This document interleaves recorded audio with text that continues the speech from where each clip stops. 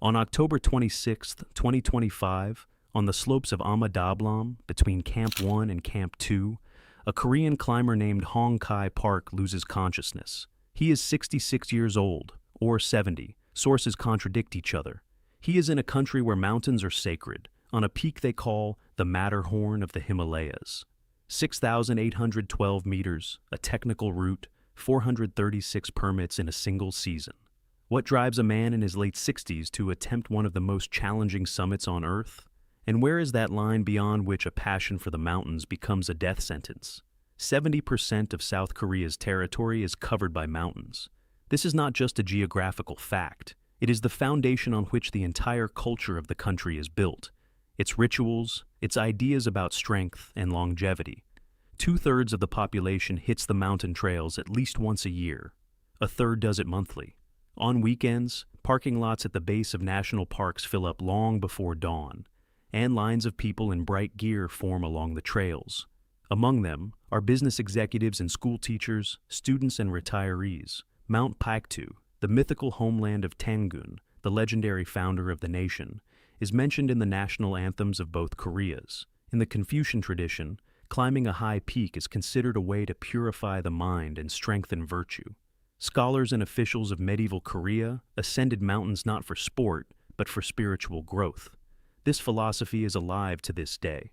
The Korea Alpine Federation, the country's largest mountaineering organization, unites roughly 1.5 million members across 17 provincial branches and over 200 regional chapters. The Korea Alpine Club was founded on September 15, 1945, just weeks after Korea's liberation from Japanese occupation. The creation of a mountaineering club became one of the first acts of a reborn nation. Mountains turned out to be a symbol of freedom no less powerful than the flag. On Korean trails, you can meet people of any age, but the elderly are especially visible. Men and women in their 60s, 70s, even 80s tackle steep ascents with an energy that astonishes foreign tourists. Groups of elderly Koreans in the mountains are not unusual. They are the norm. They gather early in the morning, walk fast, talk loudly, and stop at rest points to share rice cakes and thermoses of tea. In Korean culture, physical activity in old age is not merely encouraged. It is considered an essential part of a dignified life, a way to preserve health and mental clarity. For Koreans, mountains are not a sport or a hobby. They are part of the national identity, woven into the language, history, and everyday life so deeply that separating one from the other is impossible. It is precisely this culture that produces people who, well past 60, head not for suburban hills, but for the Himalayas. From this culture emerges a generation that reshapes the world map of mountaineering. In the 90s, South Korea becomes one of the leading high-altitude nations. Hong is the first Korean to summit all 14 8,000ers, becoming the 11th person in history to complete that program. Park Young-sok goes even further. He completes what is known as the True Explorer's Grand Slam, 14 8,000ers, the 7 highest summits on every continent and both poles. No one on Earth had ever assembled this collection before him. Kim Chang-ho chooses a different path. He climbs all 14 peaks without supplemental oxygen in 7 years, 10 months, and 6 days, setting a world speed record. Oh Yoon-soon becomes the first woman to summit all 14 8,000ers, though this achievement sparks debate in the mountaineering community. In total, 6 citizens of South Korea complete the program of 14 highest summits. For a nation of 50 million people, that is an outstanding result. But high-altitude climbing takes its own. Park Young-seok and 2 of his teammates vanish on the south face of Annapurna in October 2011. They made radio contact, reported their decision to retreat, and never responded again. Hong-gil loses 10 team members over the course of his career, 6 Koreans and 4 Nepali Sherpas. These losses haunt him to the end of his career. In 2015, the film The Himalayas hits the screens, telling the story of his attempt to recover the bodies of his fallen partners. The film draws a multi-million audience in South Korea. These climbers become national heroes, their names known to school children and homemakers. Their ascents, their triumphs, and their tragedies inspire thousands of Koreans who dream of their own Himalayas. Between Hong Gil and Park Young Seok, a race for the 14 8,000ers unfolds, and the entire nation follows it like a championship. Newspapers print expedition chronicles, TV channels broadcast calls from base camps. Sponsors compete for the right to put their logo on the next climber's jacket. Korean high-altitude mountaineering transforms into a national project on par with a space program or Olympic medals. And like any national project, it demands sacrifices. Among the summits these dreamers strive for, one holds a special place. Amadablam rises to 6,812 meters in the Khumbu region of eastern Nepal. Its name in the Sherpa language means something deeply personal. Ama means mother. Dablam refers to a double amulet that Sherpa women wear around their necks, a pendant bearing images of the gods. The mountain's long ridges spread outward like a mother's arms embracing a child. The hanging glacier suspended halfway up the wall resembles that very pendant. Amadablam is part of Sagarmatha National Park, a UNESCO World Heritage Site, and sits near the villages of Tengboche and Tengboche on the approach to Everest Base Camp. Its pyramidal silhouette with sharp ridges is visible from dozens of kilometers away. It appears on the 1 rupee Nepalese banknote and is probably the most photographed mountain in the Himalayas. But beauty is deceptive. The technical difficulty of the standard route along the southwest ridge is rated T, D, très difficile, with rock climbing sections graded 5.8 on the American scale. This is not a walk for trekkers or a snow slope you can navigate with poles. It is a full-fledged mountaineering ascent requiring ropework skills, rock climbing, ice climbing, and mixed terrain expertise.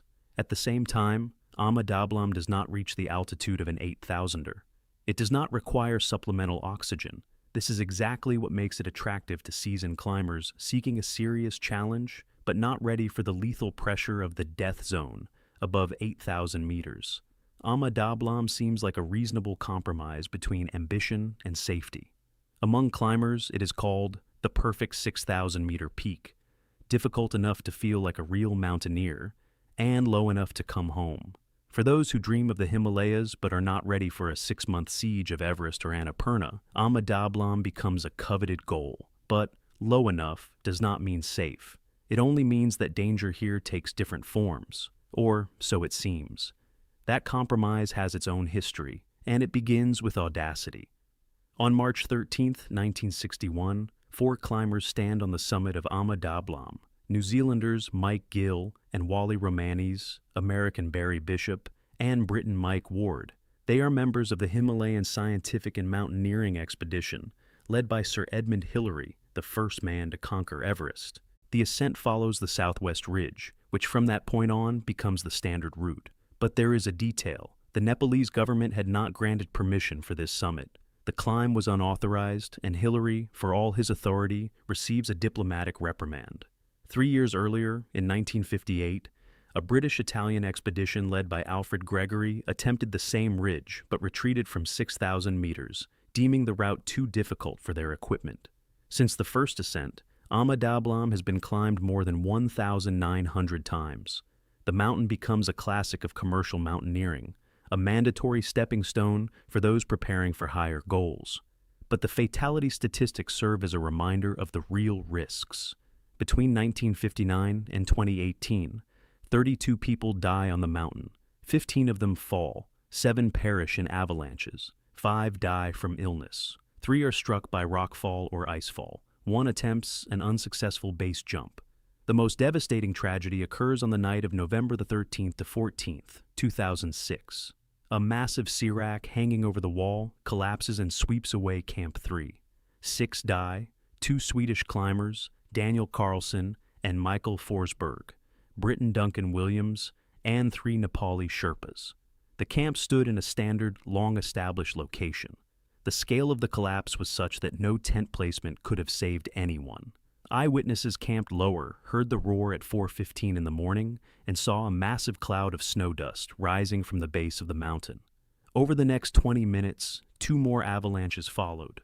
After this disaster, many expeditions switched to a 2-high camp system instead of 3, trying to avoid camping beneath the overhanging glacier. Despite changes in tactics, the route along the southwest ridge itself remains unchanged. Base camp sits at 4,600 meters on a moraine ridge from which Ama Dablam looms in all its geometric beauty. From here, the path follows a long, relatively gentle ridge to Camp 1, which sits at around 5,700 meters. This stretch does not pose serious technical demands, but gaining more than 1,000 meters of elevation delivers the body its first real blow. Between Camp 1 and Camp 2, an entirely different game begins. Here, the route runs into the Yellow Tower, a 6-meter vertical rock wall that is the key obstacle of the entire ascent. The difficulty of this section is rated between 5.6 and 5.8 on the YDS scale. For a professional rock climber, that is not hard. For a mountaineer in heavy boots, carrying a pack, at nearly 6,000 meters, where every breath delivers half the oxygen it would at sea level, it is a serious test. Fixed ropes, installed by Sherpas before the season begins, provide protection along the entire route from Camp 1 to the summit. But the rope does not eliminate the physical work. Arms pull the body upward, feet search for holds on rock, lungs gasp for air. Camp 2 sits at around 5,900 meters on a sloping rock ledge exposed to winds from every direction. It is a cramped, inhospitable place where tents are pitched shoulder to shoulder and extended stays are not recommended. Above Camp 2, the route enters Mushroom Ridge, a narrow crest of snow and ice with 600-meter drops on either side. The width of the ridge in places does not exceed the width of a foot. Camp 3, at 6,277 meters, is positioned directly beneath the hanging glacier, the same one whose collapse claimed 6 lives in 2006. From the third camp to the summit, roughly 550 vertical meters remain. The final section is a steep mix of rock, ice, and snow, where every step demands absolute focus. On this route, there is not a single truly easy meter. In the fall of 2025, this route attracts a record number of aspirants. Nepalese authorities issue 1,450 permits for high-altitude climbs. Of those, 436 go to Ama Dablam, making it the most popular summit of the season. 436 people on a single route just a few meters wide. In practice, this means lines at technical sections, crowds in cramped camps, and increased time that each climber spends on dangerous stretches. Another 374 permits are issued for Manaslu, 186 for Himlung Himal. The Himalayas are experiencing a commercial mountaineering boom, and the fall of 2025 becomes its peak. But the main disaster of the season is not the crowds, it is the weather. Cyclone Mantha brings abnormal snowfall and atmospheric instability to the Himalayas, uncharacteristic of the typically dry October. The season quickly racks up a tragic toll. On Yalung Ri, an avalanche hits base camp at 8:30 in the morning, just as a group begins ascending a steep ice slope. 7 die, 3 Americans, a Canadian, an Italian, and 2 Nepalese. On the summit of Panbury Himal in the Manaslu Massif, 2 Italian climbers, Stefano Farinato and Alessandro Caputo, are trapped. The snowfall lasts a week. When rescuers reach Camp 1 at 6,887 meters, both are found dead in their sleeping bags. On Himlung Himal, in the Dhaulagiri range, Australian Chintark Chan, 49 years old, complains of feeling unwell during a descent from 6,700 meters and loses consciousness before reaching base camp. The autumn death toll exceeds that of the entire spring season, when 9 people died on Himalayan routes. Nepal's meteorological service issues warnings about dangerous conditions, including avalanches and heavy snowfall, through the beginning of November. But no mechanism for mandatory evacuation of expeditions exists. The decision to continue or retreat remains with the climbers themselves and their operators. Many press on. The permit is paid for, vacation time is taken, Sherpas are hired, gear is purchased. Turning around and going home after spending thousands of dollars and weeks of preparation is psychologically unbearable. It is the sunk cost trap, and it works the same on the stock market as it does on the slope of a Himalayan mountain. Ama Dablam, despite its relatively modest altitude, does not escape this brutal autumn. Among the 436 permit holders for Ama Dablam in the fall of 2025 is a Korean climber named Hong Khy Park. Remarkably little is known about his life before this expedition. Data on his age is contradictory. Some sources say 66, others 70. Not a single publication, not a single mountaineering resource lists his previous climbs, his club affiliation, or his years of experience. Hong Khy Park is not among the celebrities of Korean alpinism. He does not set records and does not film documentaries about his expeditions. He is simply one of thousands of Koreans for whom mountains are a part of life. And at some point, those home mountains are no longer enough. Park signs up for the 8K International Amadablam Expedition 2025 Autumn, organized by 8K Expedition with the help of the Nepalese operator Javil Nepal Treks. The group consists of 6 people, including Park himself. The choice of Amadablam for a mature Korean climber is logical. The mountain is prestigious, technically demanding, yet does not exceed 7,000 meters. It does not require oxygen bottles or a months-long siege. A standard expedition takes about 30 days from arrival in Kathmandu to return. For a person of 66 or 70 years, ascending to 6,812 meters is a serious test of the cardiovascular system, lungs, joints, and muscles. But Korean mountain culture does not know the phrase too old. October is the optimal weather window for climbing Amadablam. The air is dry, the sky is clear, temperatures are stable, perfect conditions. At least, that is what the statistics promise. In October 2025, the statistics fail, but Park does not know that yet. He buys a ticket to Kathmandu, arranges insurance, packs his gear. Somewhere in South Korea, his family, his home, his former life remains behind. Ahead lies a month in the Himalayas, a summit named after a mother, and a climb he may have been preparing for years, or decided on spontaneously. We do not know. We only know how it ends. The route to Amadablam base camp passes through one of the most beautiful and harshest valleys on the planet. Khumbu is a region in northeastern Nepal, wedged between Himalayan ranges, where several peaks above 8,000 meters are concentrated in a relatively small area. Everest, Lhotse, Makalu. Amadablam stands in the shadow of these giants, but it is her silhouette that most often appears in photographs from Khumbu. She is visible from almost any point in the valley, and as you approach base camp, the mountain grows, filling the entire field of vision. The villages of Khumbu, Namche Bazaar, Tengboche, Pangboche, Dingboche, are strung along trade routes that are centuries old. Here live the Sherpas, a people whose name has become synonymous with high-altitude mountaineering. Tengboche Monastery, perched at 3,867 meters, greets every traveler with prayer flags and the scent of juniper smoke. It is here that many expeditions hold the puja ceremony, a Buddhist ritual meant to ensure a safe ascent. Sherpas see mountains not as sporting venues, but as dwelling places of spirits and deities. Climbing without a puja is considered disrespectful to the mountain, and to those who live at its base. For a Korean climber raised in a culture where mountains also hold spiritual meaning, this ritual probably does not feel foreign. Confucian reverence for nature and Sherpa worship of mountain spirits speak different languages, but they speak of the same thing. The air in Khumbu is transparent and clean, but with every 100 meters of elevation gain, there is noticeably less of it.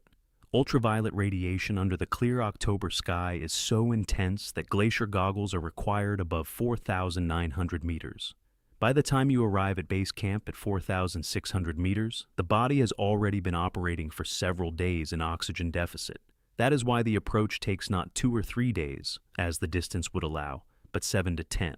For Hong Khy Park, as for every member of his expedition, these days are not just logistics. They are time to get used to the fact that the air has changed, that the suspension bridge ladders swing over gorges, that yaks loaded with expedition cargo walk the same narrow trails in the opposite direction. It is time to grasp the scale of what one has committed to. Acclimatization begins from the first day at altitude and does not stop for a single minute. This is not just a word from mountaineering manuals. It is a physiological process during which the body rebuilds itself for survival under conditions it was never designed for.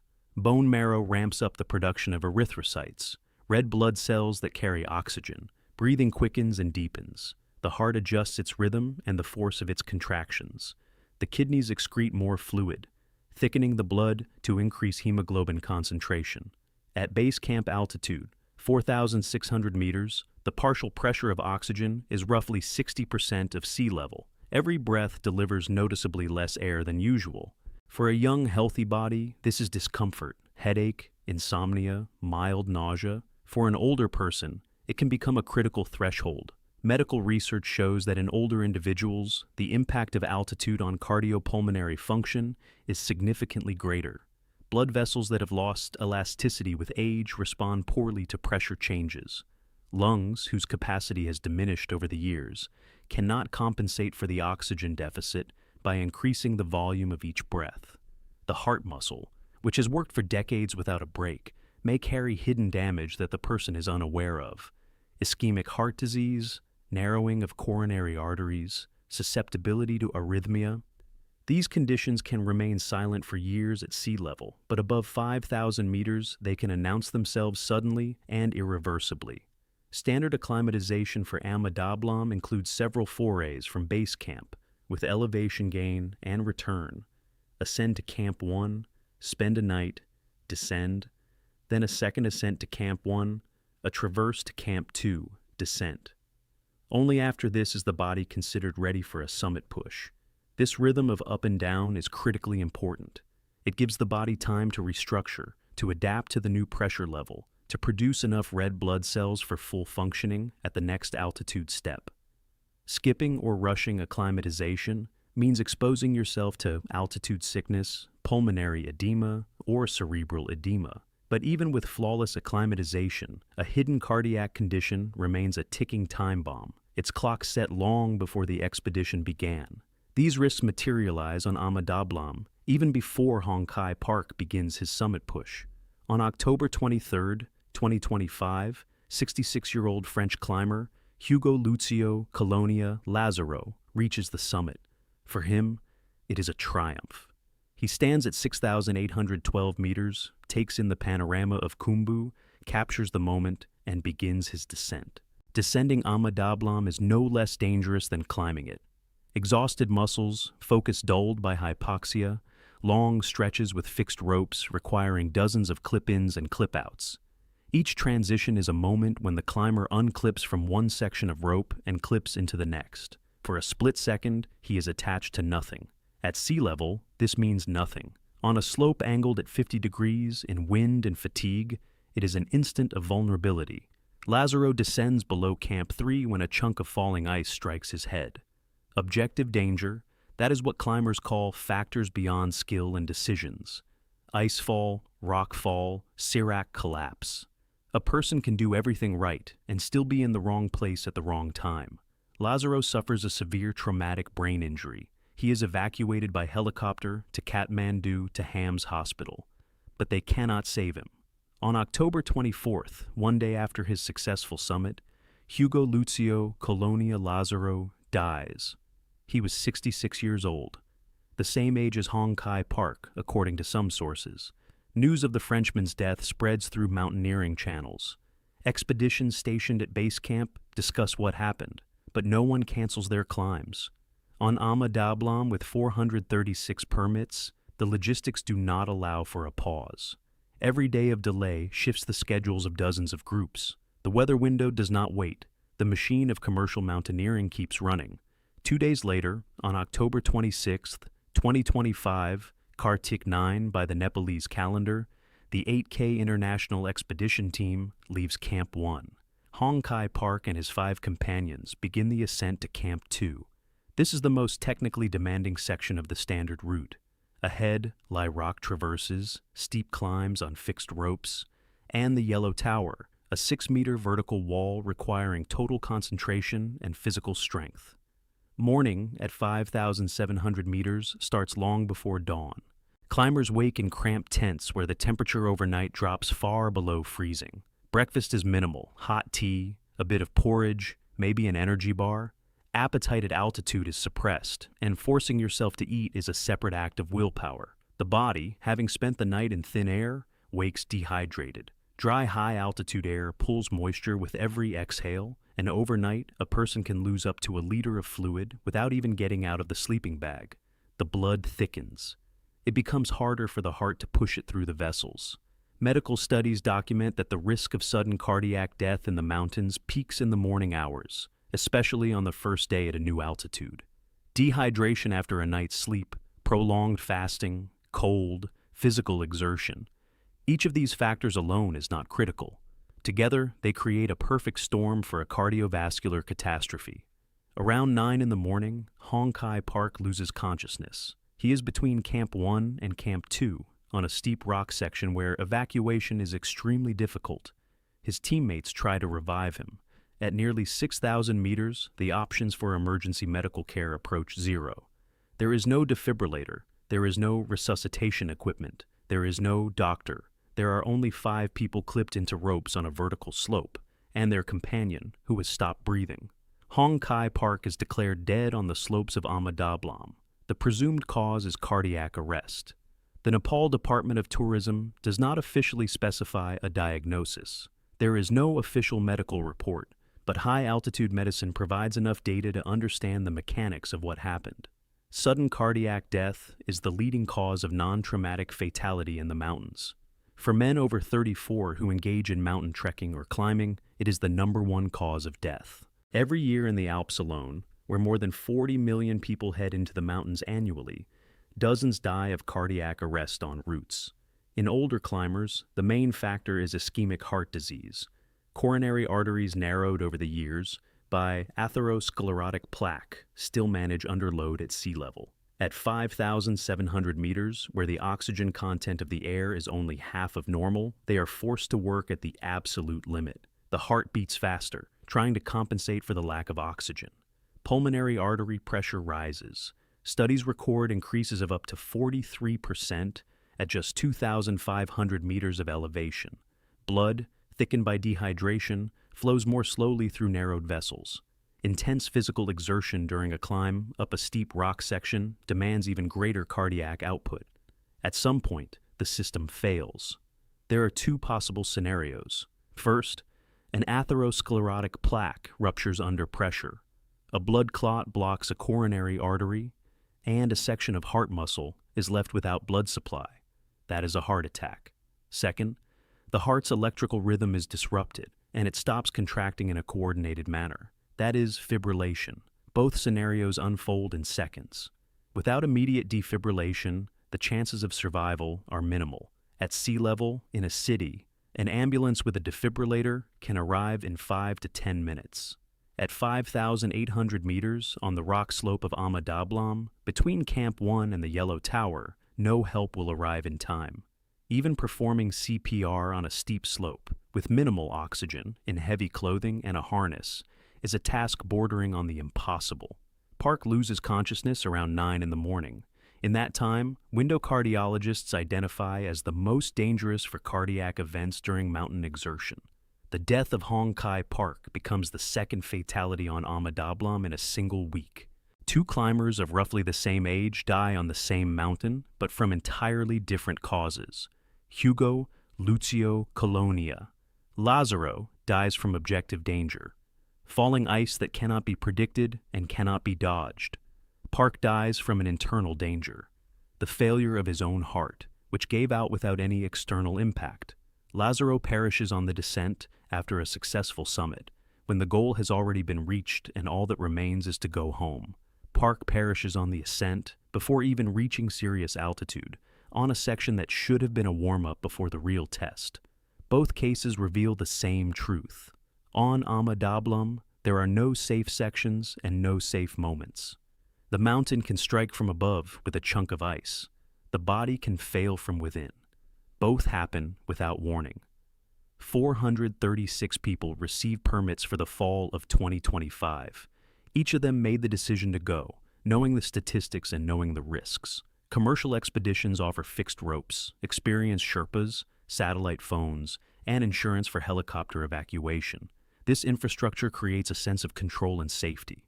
But the control is illusory. No fixed rope, no Sherpa guide can restart a heart that has stopped at 5,800 meters. No helicopter can launch instantly. No surgeon can operate on a rock ledge 1.5 meters wide.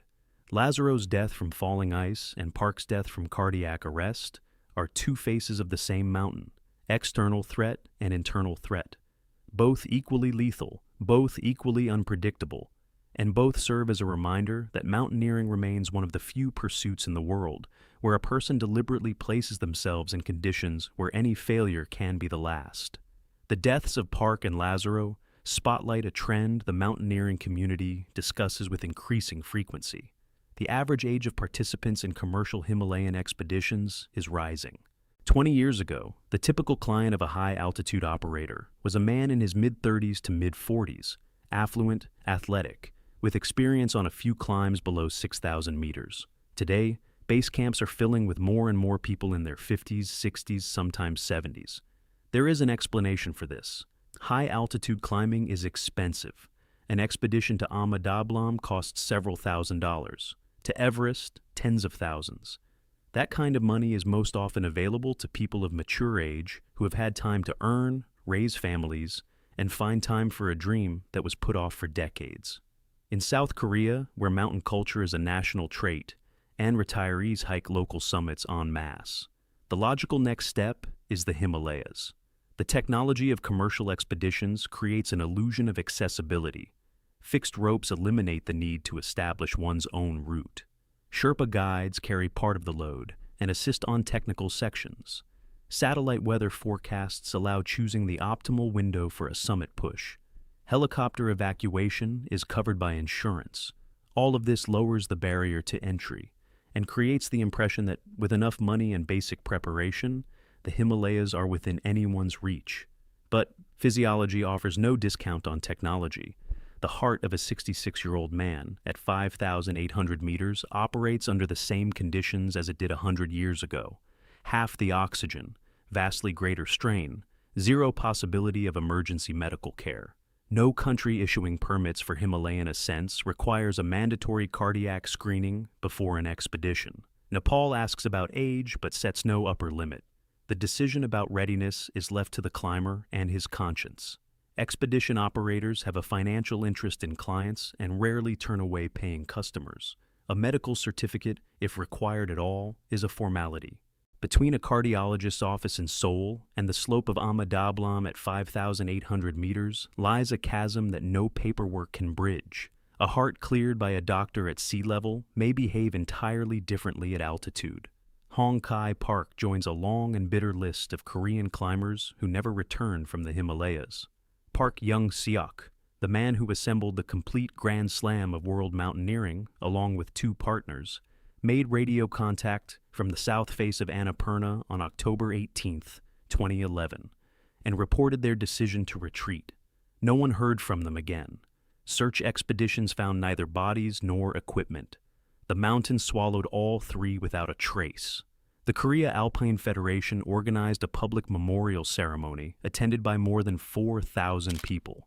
Go Mi-young, one of the strongest female mountaineers in the world, who had summited all 14 8,000ers, died during her descent from Nanga Parbat in 2009. Kim Chang-ho, holder of the world record for completing the 14 peaks without supplemental oxygen, perished in an avalanche in the Nepalese Himalayas in 2018 along with several members of his team. Hong-gil buried 10 expedition teammates and spent years on his impossible project, dedicated to locating and recovering the bodies of fallen partners from mountain glaciers. Each of these deaths triggered a nationwide response in South Korea. People wept in front of their televisions. Newspapers ran memorial pages. Presidents offered condolences to the families. Hong Khy Park did not receive such a farewell. His death passed through world news agencies as a brief line. South Korean climber, 66, dies on Ama Dablam. Presumed cause, cardiac arrest. No photographs, no biography, no list of achievements. Just another line in the statistics of Himalayan losses.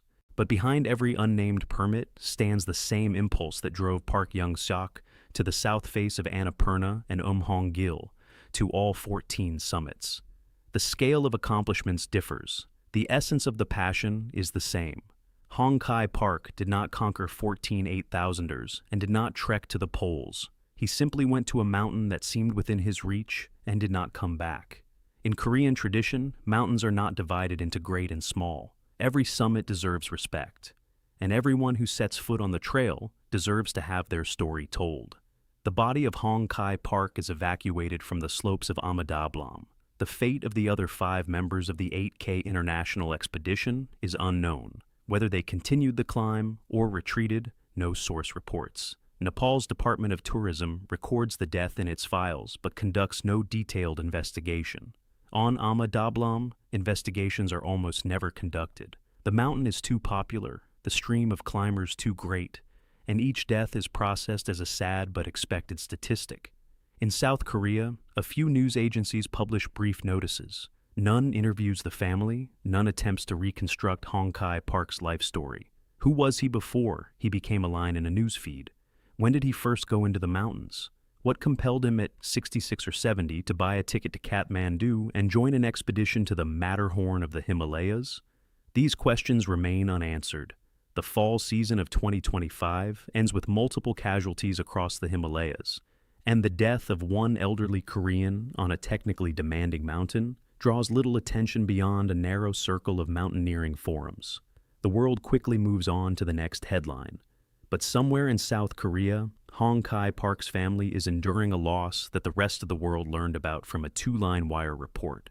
They are burying a man who loved mountains his whole life, who probably hiked Korean ridges every weekend, like millions of his compatriots, who at some point decided that the home summits were no longer enough and headed for the Himalayas.